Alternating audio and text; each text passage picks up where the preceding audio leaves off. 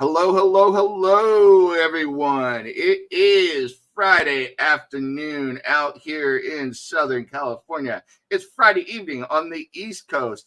It's late Friday over there in Europe, or it might even be Saturday, depending on where you are in the world. But no matter where you are, you know what time it is. It's time for Cinema Crusaders, that show where we go back and visit movies that are at least 10 years old and give them another pass, another look, and reintroduce them, we hope, to a modern audience. So this time we are following, I had the guy in my mind, but I will let Steve Shadwig Sellers, since this is his movie, tell us who we're following. But we're following someone from Runaway Train, which we covered last week from Lance Lucero, into this 1956 movie starring John Wayne and Natalie Wood amongst others, called The Searchers. Now, I had never seen this movie before. I'm really looking forward to talking about it.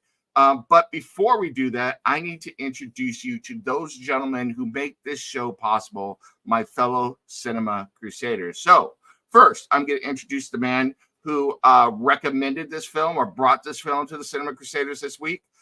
He is a English professor. He is a writer. He is a wonderful human being with a charming smile. And most importantly, he is the owner of a beagle. I'm talking about none other than Steve Shadwig Sellers. How you doing, Steve? I've been doing pretty good.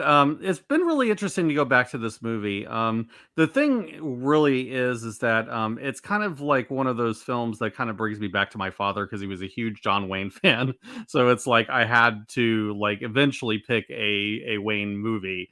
And if of all of them, this is the one I would pick because it is John Ford's masterpiece in many respects.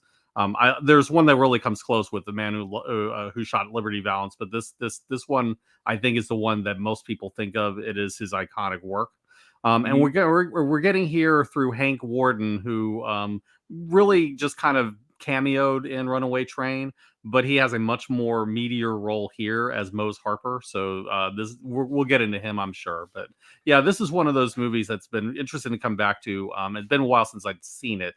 But now that I've kind of looked at it, you kind of get a very different perspective of this movie because I think I saw it first when I was like a teenager. So coming back at this now with modern eyes and a lot more behind me, it's been nice to come back to this movie, and it still holds up very, very well. So we'll get into it though. Yeah, I dug Mose Harper, the character Mose Harper in this movie. He was an interesting. I'm not going to say comic relief because it was comic relief, but I'm going to say a transition character. He helped us transition to various parts of the film. So I enjoyed him quite a bit, although it was interesting that he suddenly pops up in a Mexican cantina, but we can get to that. So next, first I'm going to say to Jeff Bracey, who we are missing again this week. We hope everything is okay and you're feeling well, brother. And we are looking forward to having you back. So with that, I'm going to introduce the next member of our team. He is a filmmaker in his own right, the man behind Warehouse 9 Pro. He has made a variety of different films, and his new film, Captain Holt Saves the World, is in pre-production. He's also a comic book writer, creator of The Big Book of Bob Volume 1, following Bob Non-Union Psychic, amongst others. You can find all of that on his warehouse9pro.com website. I'm talking about the man with the best hair in show business and our good friend and wonderful filmmaker, Lance Lucero. How you doing, Lance? Howdy, howdy. It's good to be back. Yeah, this is an interesting one.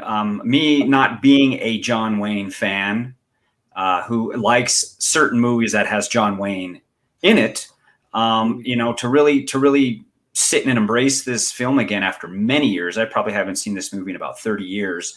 It was nice to revisit this again, especially because of how influential this film was to the movie makers that influenced us in our era.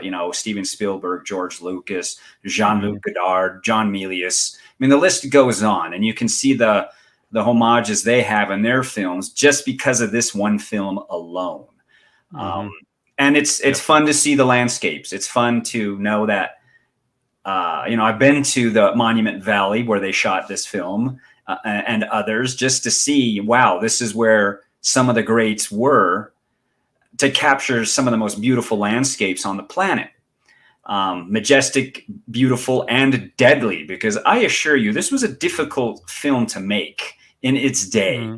Those are brutal landscapes to be on, and how they pulled it off is just absolutely amazing.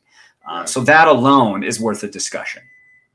Yeah, I mean, and it's worth noting that if I had to describe this film with just single words, one of the words I would use is epic, because the amount of shots and the variety of shots in it and the look at landscapes and things are really kind of breathtaking, and then you consider that this is probably filmed in 1955, 1954 before it came out. That's pretty impressive, especially considering you got to schlep all this material out there, and what kind of roads and vehicles are you using to get out there? So it's the Wild West. It was still the Wild West. Yeah. So I will say I noticed a couple of very similar shots between this and the original Star Wars, particularly that moment where they have the Mexicans out in the dunes. I really got a sense of, the dewbacks being ridden by the stormtroopers in a similar shot in Star Wars. Absolutely. I seen shots as well. The Jawa tank that's cruising through the craggy mountains. It's like, I mean, it's written all over Star Wars. That's and Luke Skywalker coming home to find his parents dead. It's very reminiscent of the beginning of this movie. Oh, absolutely. So keep in mind, young filmmakers, young movie makers, that influences stretch very far. Originality is very hard pressed. Yeah. Now, just to give everyone out there a brief synopsis of the film, we follow John Wayne's character, and I'm always blanking on the names. Ethan Edwards, who is a Confederate soldier who did not come back home to West Texas right after the war. But in the book that was originally written, we find out that he went down to fight in one of the Franco-Mexican wars. Was successful down there, got a medal and everything. And 3 years after the end of the Civil War, comes home.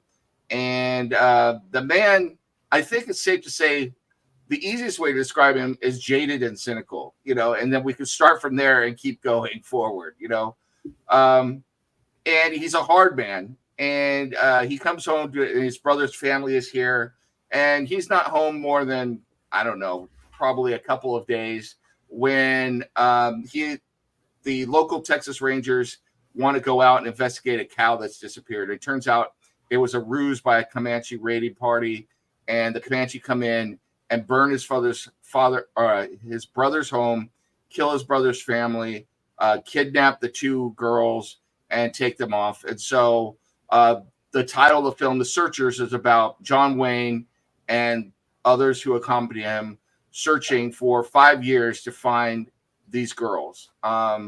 They find one of them who met a bad end, and then they end up finding the second one. And we're going to talk about this when we talk about the characters. And John Wayne is confronted with some hard truths about himself, even though I don't think he wants to admit it. He kind of becomes not a softie, but he softens his stance somewhat by the end, which is interesting, especially for a 1950s film, and we go from there. That said, anything anyone wants to add to the synopsis before we move on? Yeah, I think I want to bring up just one character, and that is Martin Pauly, who is the adopted brother of the girls that were kidnapped. A lot of it, I think, a lot of this movie is built upon his dynamic with John Wayne's character, because some of it, because a lot of it is he has the same, drives as well. He wants to rescue his family, but the thing is that he is the moral counterpart to Wayne, who is very hard bitten and very much a Punisher type character in a lot of respects. And this guy is Martin Pauly is the moral compass trying to hold Wayne back from going too far. And eventually the two of them like almost become like a adopted father and son after a while. And it comes across very, very well. And we can get into this more when we discuss some individual characters, but one of the things I took from Martin Pauly's character is that John Wayne is hostile to him at first and holds his heritage against him because he's part Native himself, you know? So, which is a tidbit. And this is kind of something that if you blink, you miss it, you know, when the raid is going to happen on the family, and Debbie as a child is instructed to go to the graveyard and hide by the grave. Mm-hmm. If you look at the grave, that's John Wayne's mother's grave, and it says that she was killed by Comanches. So there's kind of a little bit of a foreshadowing there that's so brief and subtle. Yeah. I was going to say his father was killed as well. If you look at the grave next to it, it's the same. Yeah, and Comanches. So there's and that's kind of very brilliant visual storytelling. All they need to do is show that, and if you're paying attention, you get the backdrop of Ethan's character. It's right there. Yeah. What I also thought was interesting, though, is that for a movie that wasn't trying, and so this is the first thing I want to bring up. This movie is very much a product of its time. They don't sugarcoat, hide, or make any pretensions about the fact that these people were very racist towards Native Americans, you know? Yeah. And everything is seen to their eyes in very black and white terms, you know? But I don't think that John Ford was making the statement intentionally, but what I found interesting, and I'm curious what Lance would have to say, as well as Steve, is that being of mixed Native and Caucasian heritage, this was my family's experience where, you know, the family's integrated. Natives married into the local population. They intermixed. So where Caucasian met Mexican, met Native, it all became one bloodline, you know, and it's like, now I'm just a mutt. And it was interesting, but still, even in the 1980s, there was still a little bit of that angst about it. And then I heard in places like Oklahoma, it was even worse. So it was interesting to see that in this 1950s film about John Wayne making this transition to where he embraces the kid and then embraces his niece when he was intending to kill her at one point. And we will get into that. So I'm going to go to you, Lance, first, but then I'll go to you, Steve. What did you think about that in the film? So it is a product of its time, 100%. You know, I mean, you look at probably the attitudes of the producers, the directors, the writers, how in a sense, you know, the natives are second-class citizens, without a doubt. And, right. you know, and historically, just starting off the movie, I didn't remember the title card saying, you know, Texas, 1868. And I'm like, well, wait a second. The door just opened. They're in Arizona. You know what I mean? Texas, right. New Mexico, Arizona. I'm like, and I was trying to do research to see, well, how far did the Texas territory stretch? It didn't stretch that far, I don't believe. I'm like, so why even say Texas? You know, it's just, they could have just said Arizona territory. That would have said everything. And right. Then I think at that point, geez, what, Stagecoach was in the 30s. So, you know, they had already stereotyped the Apaches as being the ultimate native supervillains, that they Comanche. I'm like, okay, wait a second. I know that Cheyenne, Comanche, there was a lot of people pushed out of their native habitats out west, but it's still pretty much Apache. So why the change there historically? I think they were very flippant about it. Like, you know, who cares? Let's just change the names. Nobody's going to notice.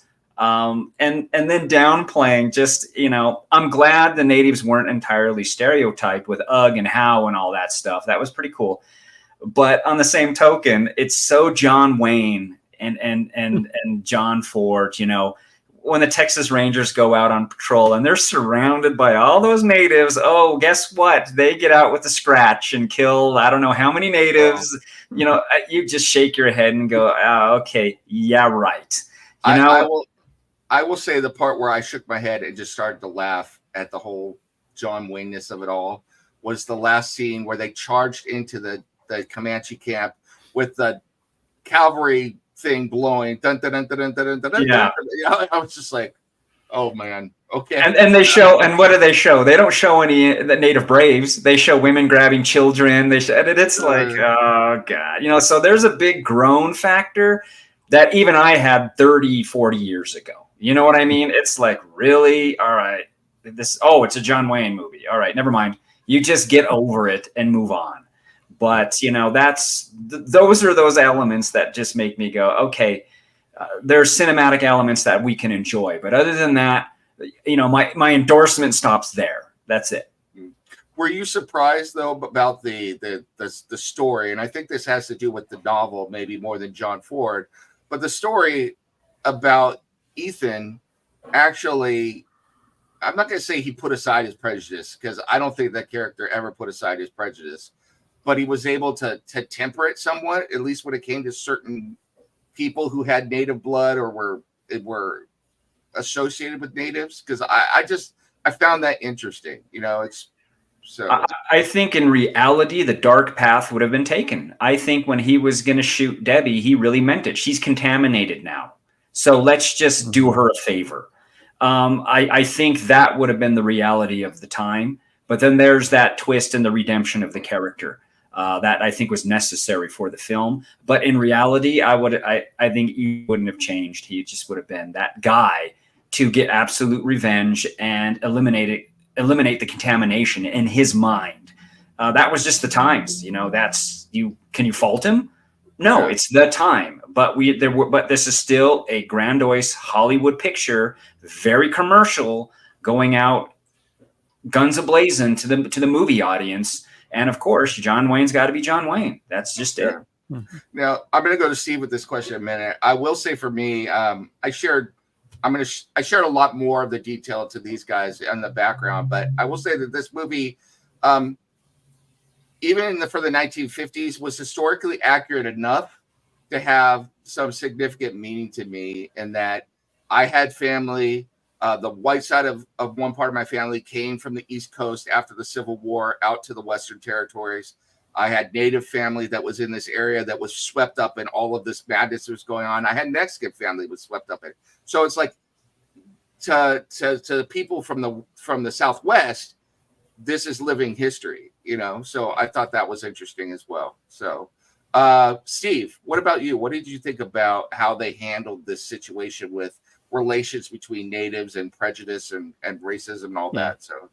Yeah, I don't think Wayne has fully overcome his racism in any way.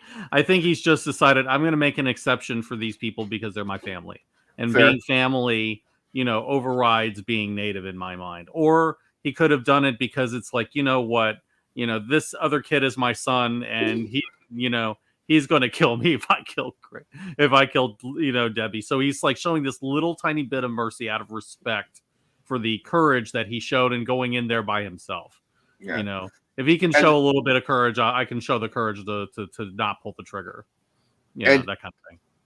Agreed. So, I think this brings us right into the first character we have to talk about, which is Ethan Edwards, played by John Wayne. And the part that really struck with me and the most powerful moment is the fact that I agree with Lance, as like in real life, I think he would have gone the dark road. And I think this is epitomized by he's a complete animal at this point. He is as bad as Scar, who has lost his humanity, and he ends up scalping Scar for the pure sake when he's already dead.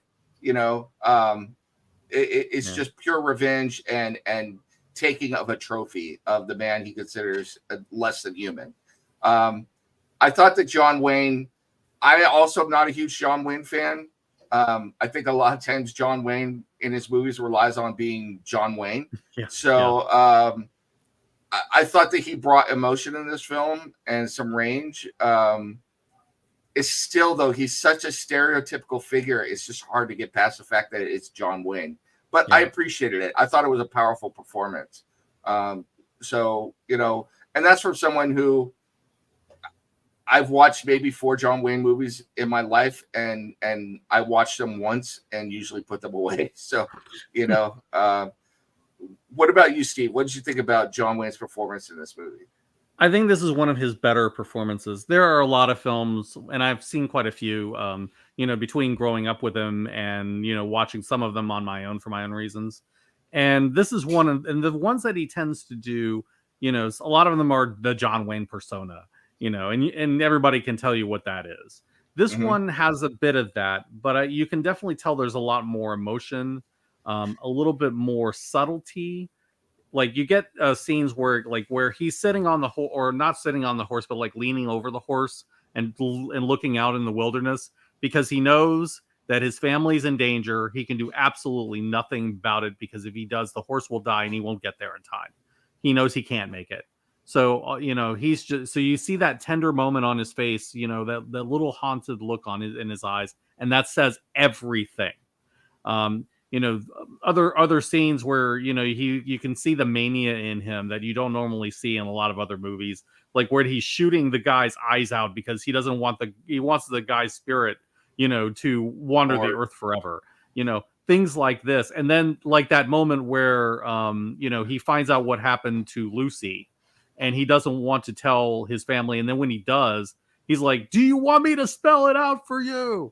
I mean, that is a really raw emotion in a way that you don't see in a lot of his roles. There are a few movies where he does a little bit of this.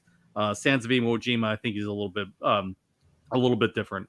But this one, I think, is where he's really, really intense in a way that we don't often see. And I think that his performance, I think, this sets him apart a little bit from the usual persona he puts on. And for that, I think it's worth watching. Okay, cool. Before I go to Lance on this performance, go to Steve's point, I will say that the one moment where I thought that he had completely lost it, and it just struck me as purely evil for a lot of reasons, was when he just started killing bison. Yeah. To starve Comanche. I was like, you're a rabid dog. So yes. Yeah. Oh yeah, the character absolutely is very, very close to being as bad as Scar. The only thing holding him back is whatever little love he has for his family. That is it. He has nothing else, and even that is only a little bit of a difference. Okay, over to you, Lance. What about you and Ethan Edwards, played by John Wayne? Well, I mean, you guys nailed, I think, the poignant spots, but to me, there's a level of direction that I think helped John Wayne's performance, because usually his tone, his cadence, everything is exactly the same. It never changes. But I think what's better in this film is that his reaction shots, just his face, were enough. And I'm like, oh, good, you're not talking. You get to see his reactions. And the poignant one for me is that brilliant tracking shot when they go into the fort to identify the bodies, to see if maybe one of them is his niece Debbie, and there's a crazed girl there that steals her doll from her brother. And when he turns and looks over his shoulder, and you just get that tracking shot that goes right up to his face, it's like, okay, that sells it right there. Boom. You could see it in his face that everything's really messed up. You can see the gears turning in his head. But I can't help but always think that how much better this film would have been with a different actor, like maybe Van Heflin or somebody would have added so much more to this film, because there were people that had so much more range during that time. I think would have just blown it completely out of the water. But we have John Wayne, and I believe this was a challenge for him, and you can see it, a rare one. And I've sat through enough John Wayne movies to say, okay, this is a better performance. But yeah, you can see it. I love that idea of him going nuts and shooting buffalo, and he's gone. He is gone. And at what point do you think he's not going to come back? So that's where we get the twist. I think it was subtle, but I think direction helped him. And that's important. People got to forget there's a guy off camera trying to help you out there. Yeah. I do think that John Ford is definitely better for him than when he tries to direct himself. There's a big, huge difference. Absolutely. I do think that scene with the buffalo in particular, though, is particularly powerful. I mean, I can't imagine a greater crime against a people than to do something like that. Absolutely. Absolutely. Mm-hmm. And they went there. They went there in 1956. So that's like, not good. Yeah. And the thing is, it felt real too. It felt earned, and it felt real. I don't know if that ever happened, but I can't imagine that it's out of the realm of possibility that things like that happen too. So, Well, we've seen the evidence of how the buffalo are being killed just for their tongue and left to rot. And we've seen in the Dakotas and everywhere else the piles of bones. And it's just like you think about how ignorant people were, that they were destroying a food source, a natural food source in the Americas that would have supplied food to everybody. I mean, if it was harnessed correctly, we didn't need the cows. We didn't need the beef. We had the food here, 65 million beasts strong. And if they were just given that little bit of territory to roam, our infrastructure would have been stellar. The best diet on the planet. They were nearly driven to extinction at one point. I mean, it's only fairly recently that it's gotten better. Absolutely. And very recently, that's it. I mean, I grew up on elk and bison, that's the food of choice. And you come to find out that the meat is much better too. It's way better for you. Yeah. Look at the natives. They were doing just fine. And then this happened. But yeah, that scene is extremely powerful. Absolutely. So I want to go around, and there are a variety. There are so many different characters. We're going to do a couple go-arounds real quick, but there's a lot of stuff to talk about in this film. I do want to talk about the writing, and then I think we have to talk about at least the cinematography in this film because it's beautiful. So Lance, though, let's do a go-around with you. A character or an actor or actress that you want to mention in the movie. So, well, I think that, Jeffrey Hunter did a good job as Martin Pauly. I mean, you can see the 50s over enthusiasm. It was a little heavy, but to me, it started off a little annoying at first, but then you can see the dark side come in to where he's like, he knows John Wayne is crazy. He knows he's the only buffer between him and the murder of his sister. So at that moment, I was sold. I was like, "Yep, that's a good performance." He played it. He played it well, and that was a twist for me because I was like, "Yeah, that's really heavy-handed." The old over the top, ignorant cowpoke, half breed, whatever. I was like, it's really silly. And then it trips when he realized he needs to be around. He needs to keep up with Wayne in order to protect his sister. So I was like, okay. That's a performance. I think he reeled that in. I think he reeled it in as a performer, and that's what sold me as one of the stars of the film. Now, question for both of you. Follow up on that. Do you think that the love triangle between himself, Laurie Jorgensen, and whoever the other dude's name, Charlie, was necessary to be in the movie, or was it superfluous? It was the movie could have been 15 minutes shorter and better if they eliminated that. I agree. You need it. I don't think you need it. Although it did lead to a couple of funny moments. It did lead to the big fight between the two at the end, which it's John Ford, John Wayne stuff. You've got to have like a fist fight in there somewhere. But the thing that I really kind of liked is that it's Ethan who calls her out on causing the whole thing. Yeah. And I got a good laugh out of that. Well, you started it. And I'm just like, that just one moment, just like, okay, do we need the whole love triangle story? No. Do we need all this? No. But for that, I'm going to say, you know what, that gives me enough entertainment value that I'm willing to say, yeah, okay, I don't mind it being there. Well, this kind of leads into the and we'll get back to the actors and actresses in a second, but this kind of leads into what I wanted to talk about with writing, which is this book is adapted from a novel, and one of the people who wrote the screenplay was the novelist himself. And I think that he's in love with this novel, which he's allowed to be, but I think he kept too much of his novel in the screenplay. I mean, I think the movie could have been much tighter and focused on some things that needed to be focused on, and cut some things out that didn't need to be there. But I don't think he could do that because he loves his baby. So what do you guys think about that? I'm going to go to Steve first, and then I'll go to you, Lance. So, I'm of two minds of this because, I love my source material. I love source material accuracy. I think generally, for the most part, things are better when you respect and follow the source material. Correct. That having been said, does it need every little detail? Not necessarily. You want to generally, as an adaptation, take the important parts and try to make it work. There are definitely bits in the beginning that are slow, so there is a slow buildup to what happens, and then things start getting better. Once the Comanche raid hits the house, and then after that, things start happening. And at the same time, it's like there are things that are in there that it's like, okay, I can see after 5 years where she would finally say, you know what, he's probably not going to come back. I should just live my life. But at the same time, again, did it need to be there? No, it seems like it's mainly there just to have a love story because it's Hollywood and you have a love story.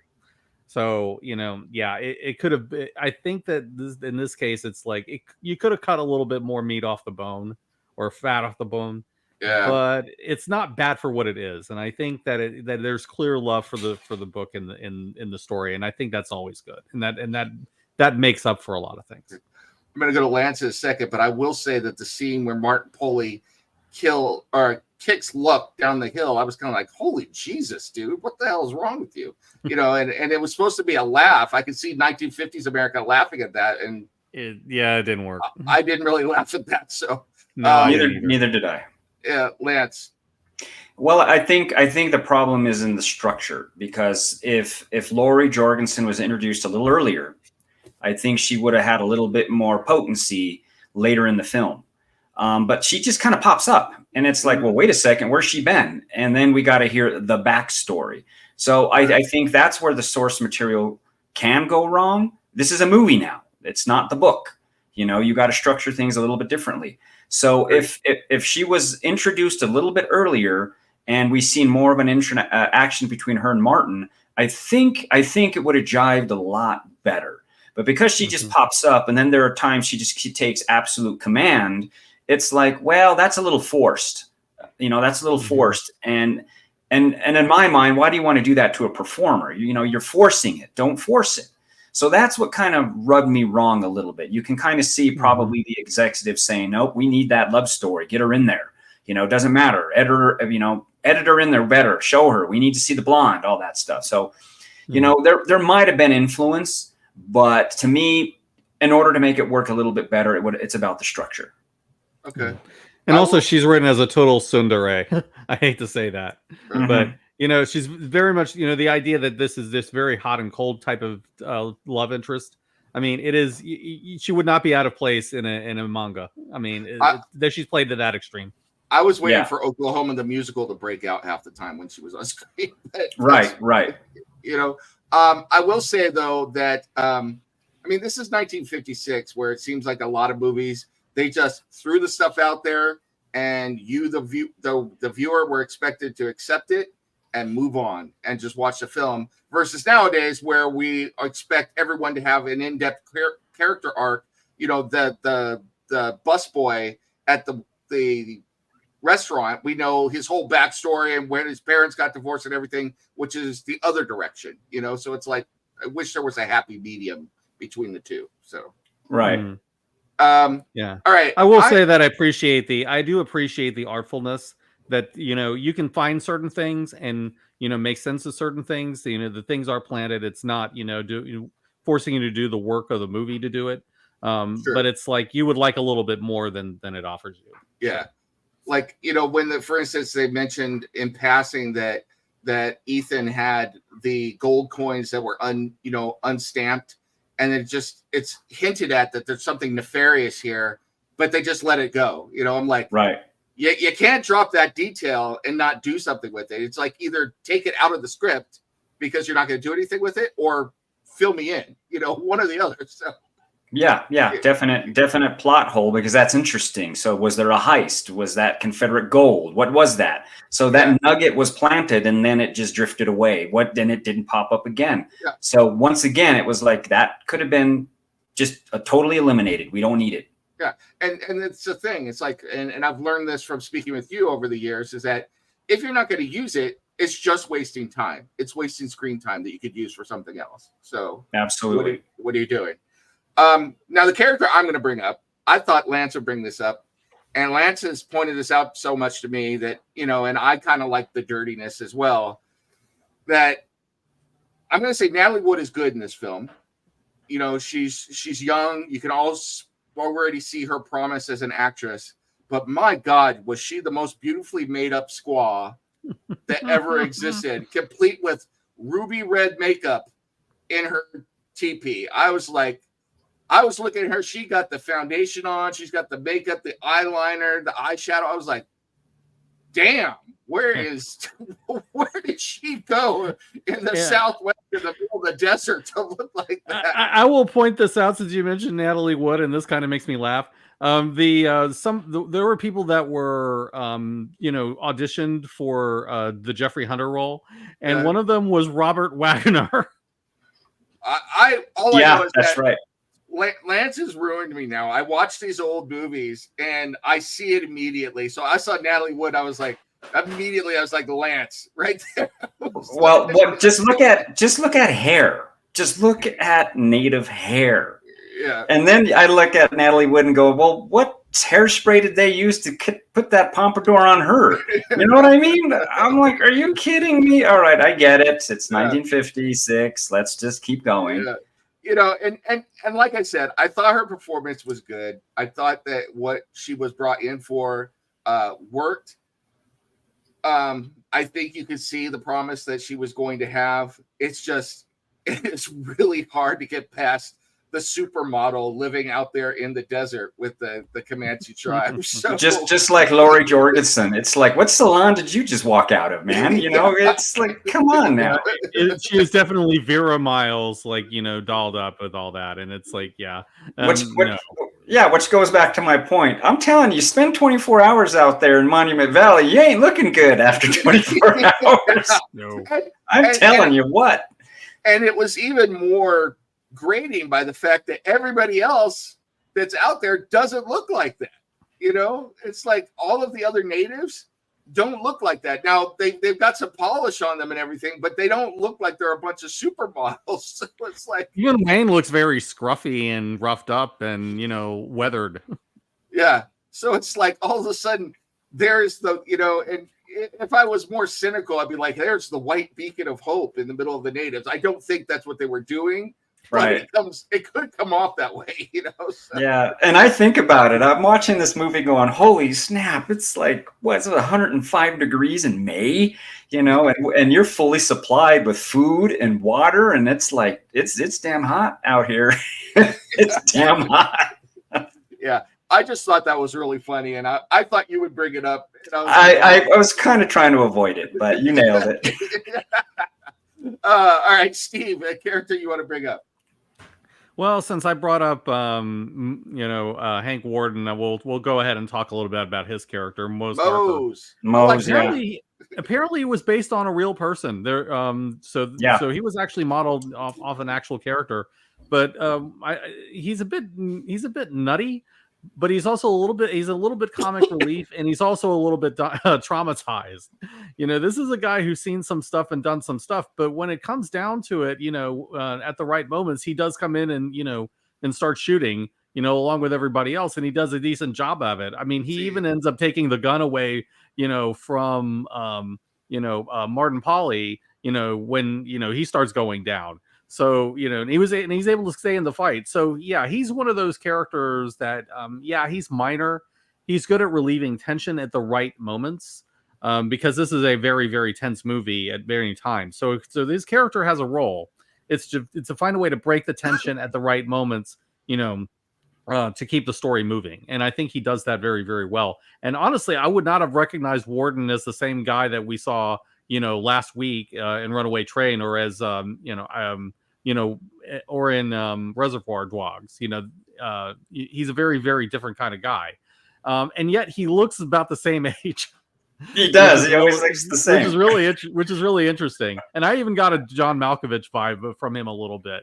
So the fact he does a very good job in this role. Yeah. I think Mose. He plays the part. First of all, I think Mose spent too much time out there in that 105 degree heat, and it cooked his brain a little bit. I think Mose plays that fool character that the wise fool character, kind of almost like a Western version of Mercutio to a certain extent from Romeo and Juliet. But the interesting part about Mose for me is that he's stereotypical, but I didn't mind it. I mean, I almost expected to be named Slim, you know, like in so many characters, hey, Slim, you know. Right. So, but it came off well in this one. And I think it's because this fool had moments of real wisdom and insight at different times. And he kind of drove the movie forward at times. He was I think I described he tells them he tells them where the Comanches are at the end. Yeah, he does. So it's an interesting use of a character.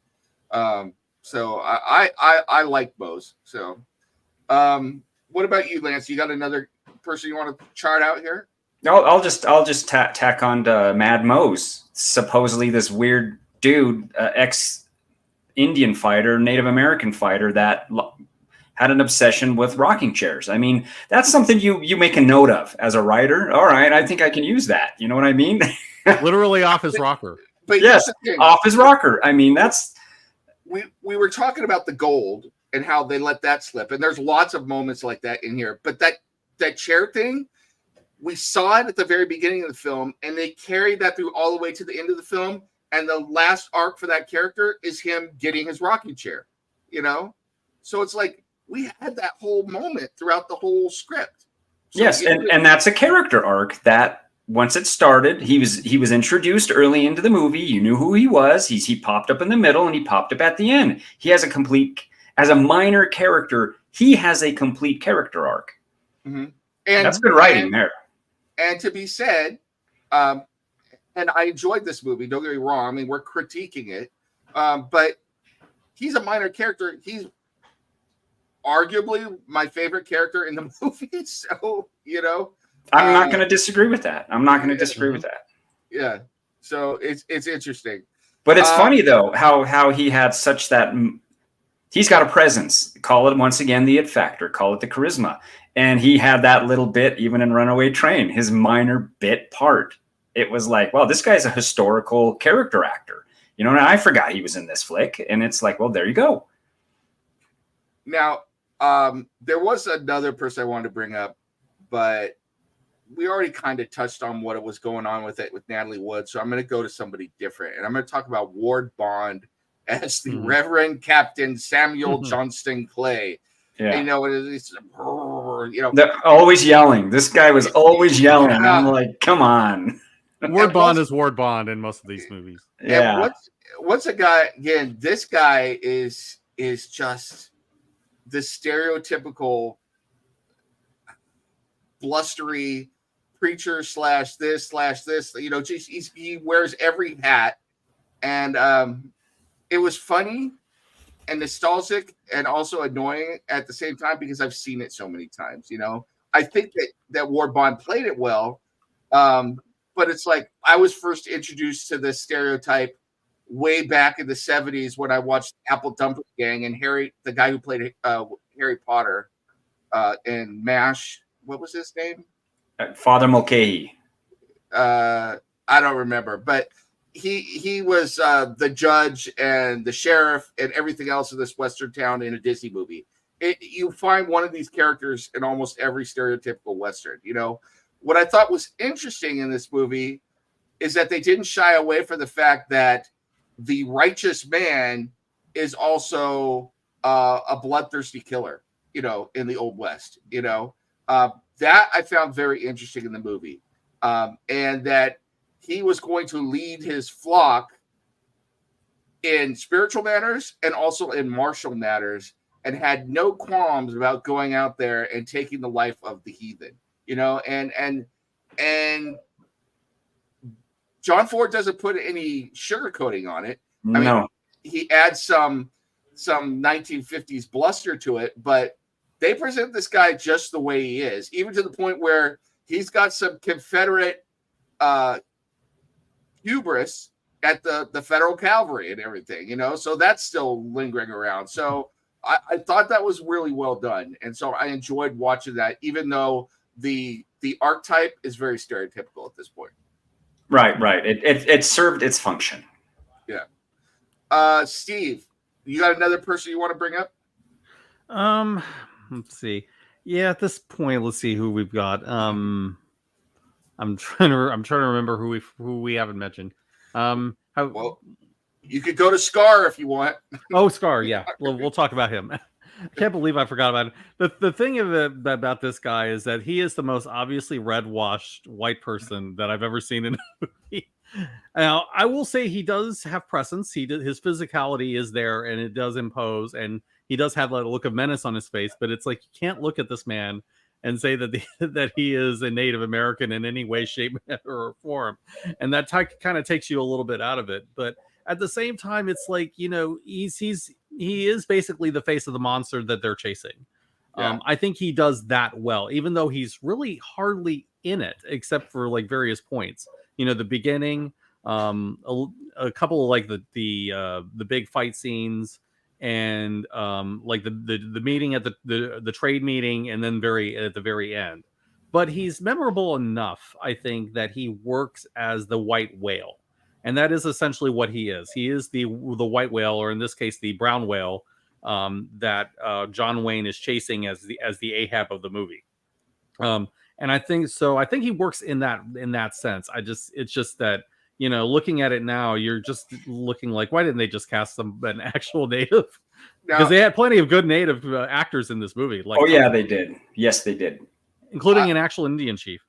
I will say that if I was rewriting this script, I think an interesting take on the script would be to compare, you know, the experience of Scar and the experience of Ethan Edwards, because obviously Scar has gotten to this point for some reason, you know, and we come to find out that his sons are dead and everything. So if we had them side by side in their journey before they clash, you know, that would have been interesting to me. I think that would be an interesting reboot if we want to do a reboots. We don't want to, but if we were going to reboot this movie, we could do something like that. I think that would be interesting. I will say one last thing about Scar, and then we're going to move on. I'm not one of these people that believe you have to be the nationality of whatever character you're playing, but you got to look the part. You know, right. there are Caucasians who have the features. You know, there's lots of people who are of Asian descent. They could have gone a Hispanic actor. There are several good Hispanic actors in this movie. Look Native American. There, you know, it's just whether you like it or not. There's certain features that call to mind, you know, certain ethnicities. You know, and you could be of that ethnicity and not have any of those features. It just is what it is. But yeah, it's like he just didn't look the part. It just screams at you. It's like, this dude, one of these things is not like the other. So. Where's Ricardo Montalban when you need him? You know what I mean? Yeah, he would have worked. He absolutely would have worked. Yeah. You know, just as a name, even Cesar Romero would have worked. You know what I mean? Yeah. It's like, and those dudes were hot at the time. It's like, hey, let's get somebody in there. Was Hispanic, so and we brought this up before we went on air, but I mean, it's as bad as when they cast John Wayne as Genghis Khan. It's like, no amount of makeup and hair on his face is gonna make him look like he's Mongolian. It's just not gonna happen. So yeah. One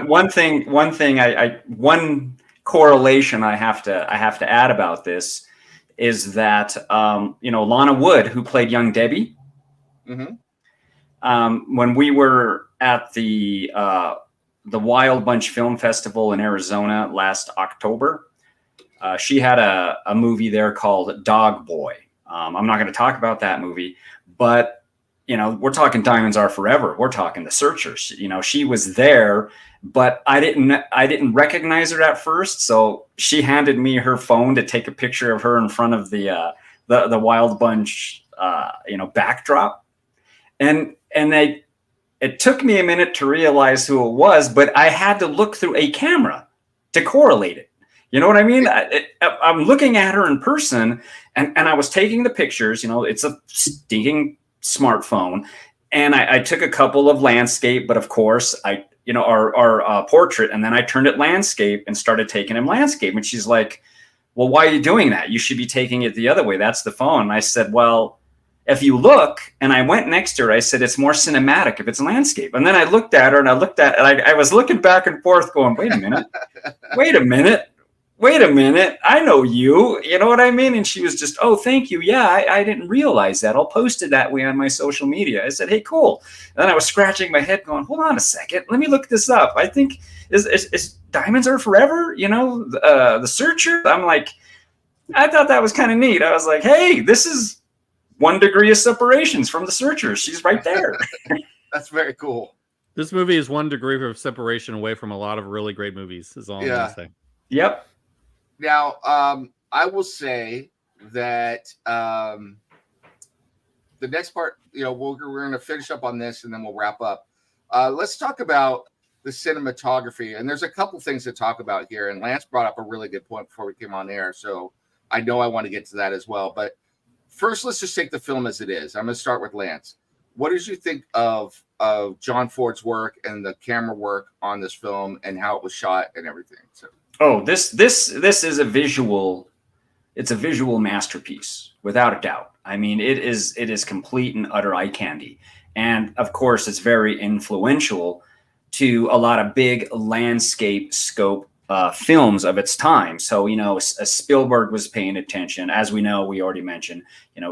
George Lucas was paying attention. Right. Steve pointed that out. So yeah, I mean, it's so. Jean-Luc Godard. I even think that David Lean watched this before he started shooting Lawrence of Arabia, just to see. I mean, obviously, we're talking different right. cameras. Also add Joss Whedon. I really do think that he was influenced by this movie. Oh yeah, without a doubt. Firefly. Yeah, but there's similar. I think there were probably similar challenges in filming Lawrence of Arabia that there were filming this movie, though. So absolutely. I mean, I would think automatically this is where you get really hardcore filmmakers. This, Wynton C. Hodge, the photographer. I mean, this is a torturous job to do out in the desert, and to capture these images are absolutely amazing.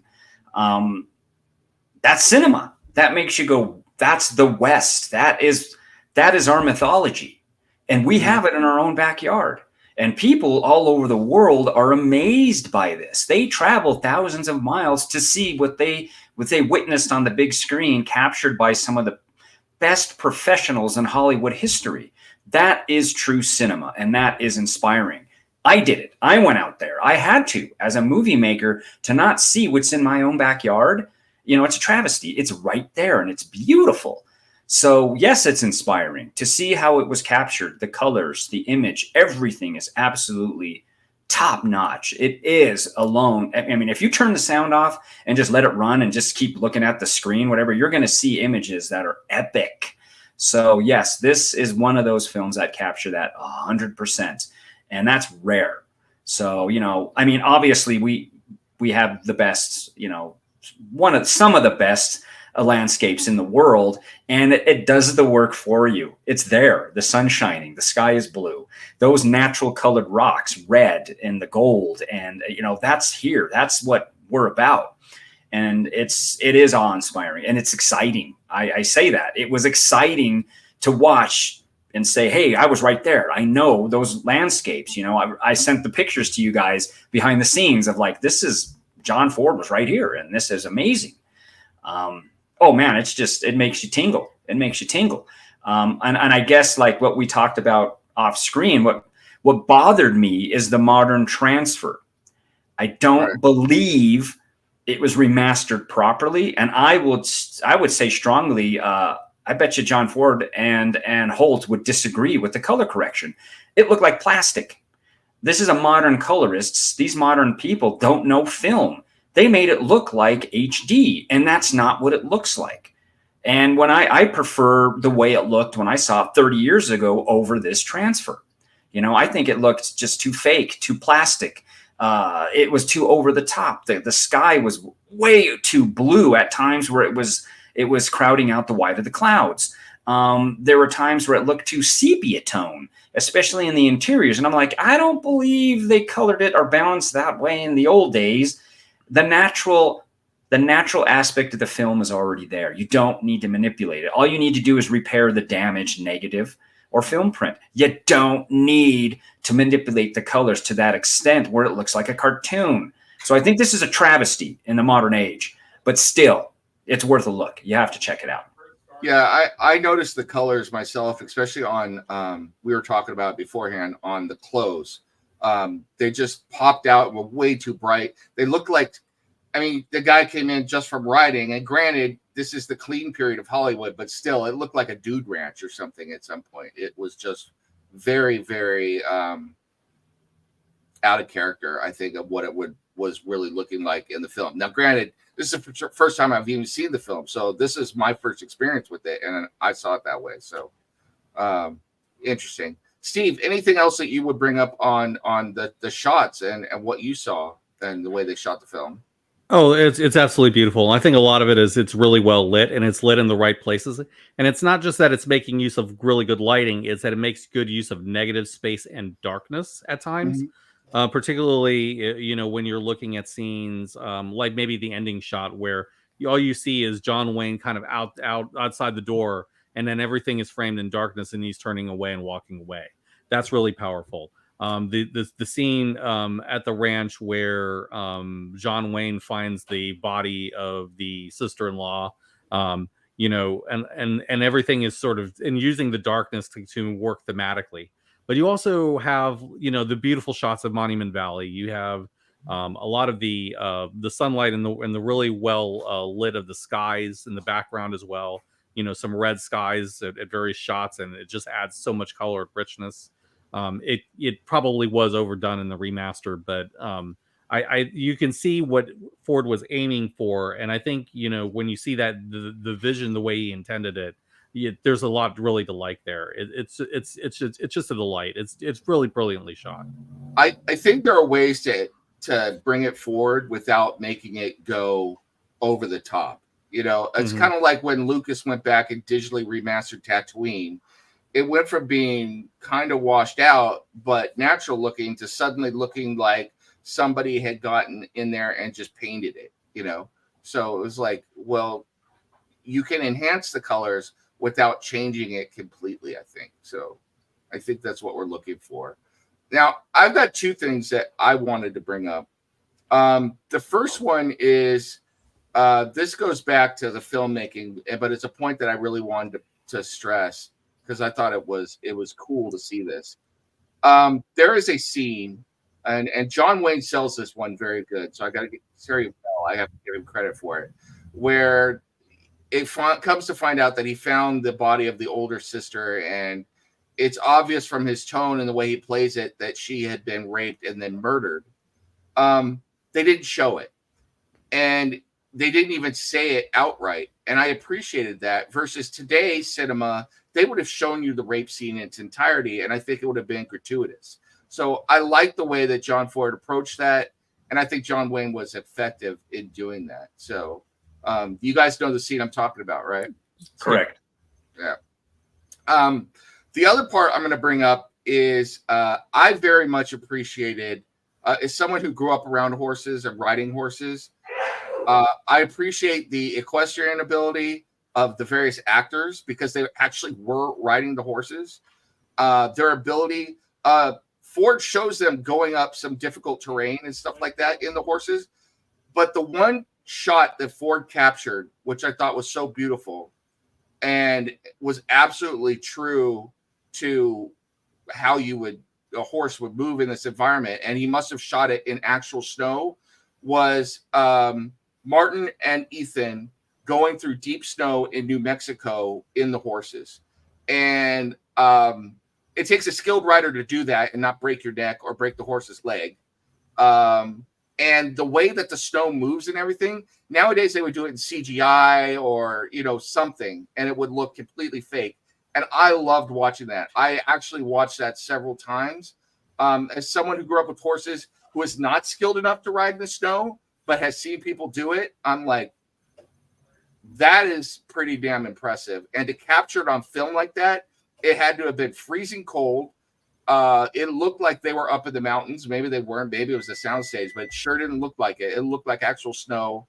And it was the actual actors riding those horses. And I was like, that is something that you just don't get nowadays. And I really appreciated it. So, granted, I grew up with horses, but wow. So, It was something that I researched further because I was like, okay, where did they shoot that? And Gunnison and Aspen were on the list, and I'm like, okay, yeah, you're gonna get snow that deep. It's gonna and believe me, Gunnison, Tin Cup area, they say it's the coldest spot in Colorado. Yeah. Of course, people from Alamosa will debate that and other places, but Gunnison is a beautiful, brutal place to go.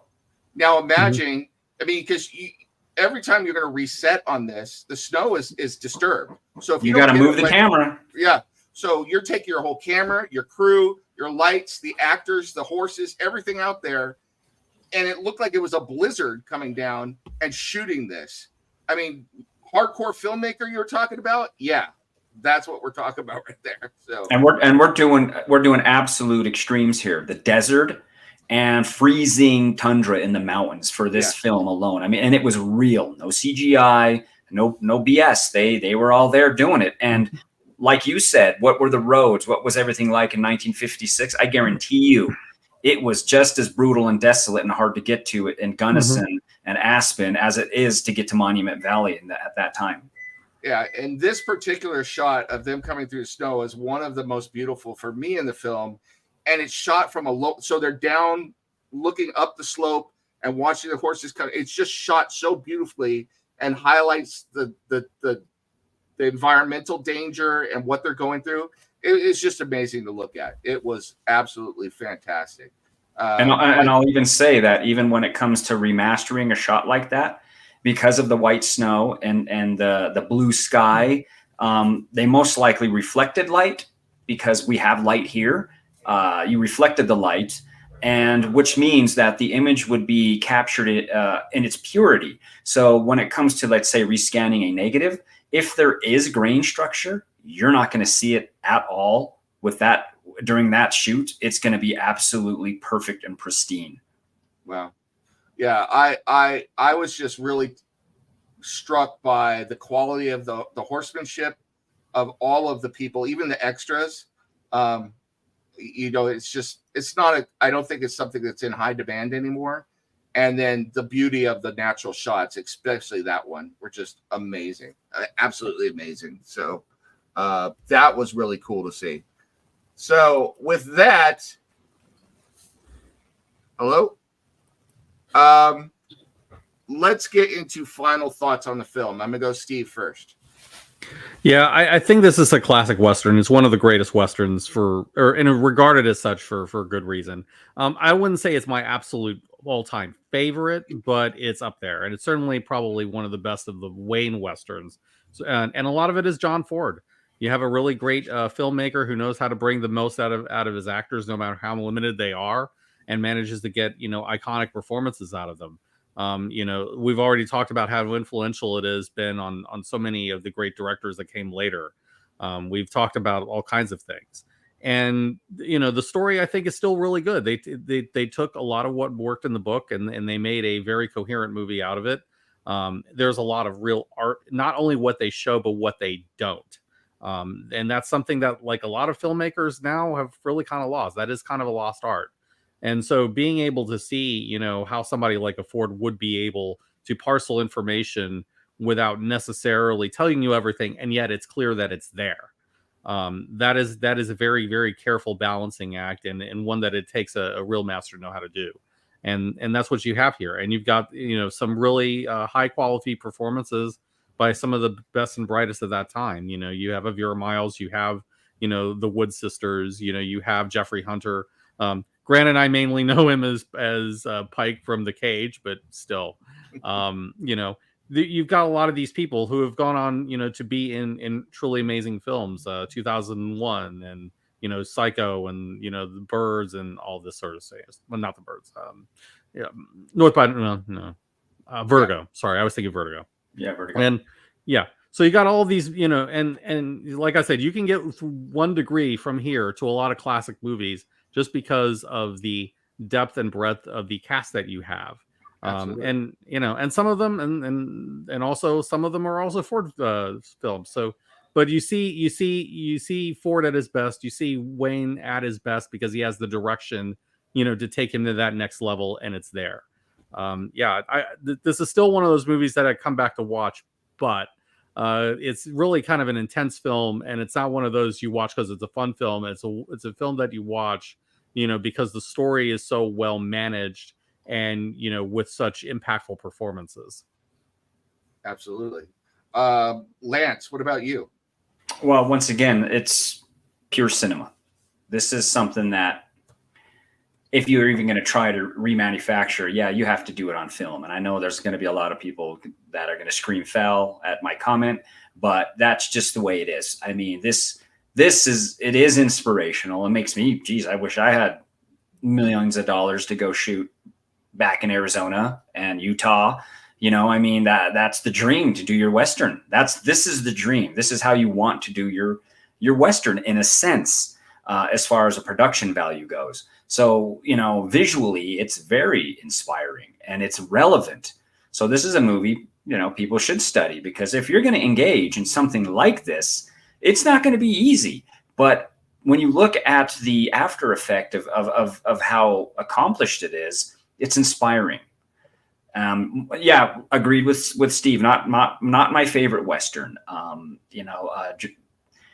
Maybe I don't even think it squeaks into my top 5 or even 10. But guess what? Visually, it's easily top 5. You know what I mean? I'm like, wow, this is the way you want to do it.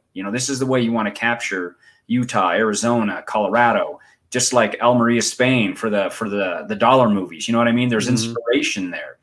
So it's something that I think modern movie makers should experience, even though they'll probably scoff more than we did, unjustifiably so, probably. But the thing is it's worth watching, because this is top-notch cinema. Awesome. Yeah. So like I said, this is my first time watching this movie. I enjoyed it. It had an emotional impact on me for a couple of different reasons. There were parts, though, that we've already covered, where it felt cliche or it felt very much a product of its time.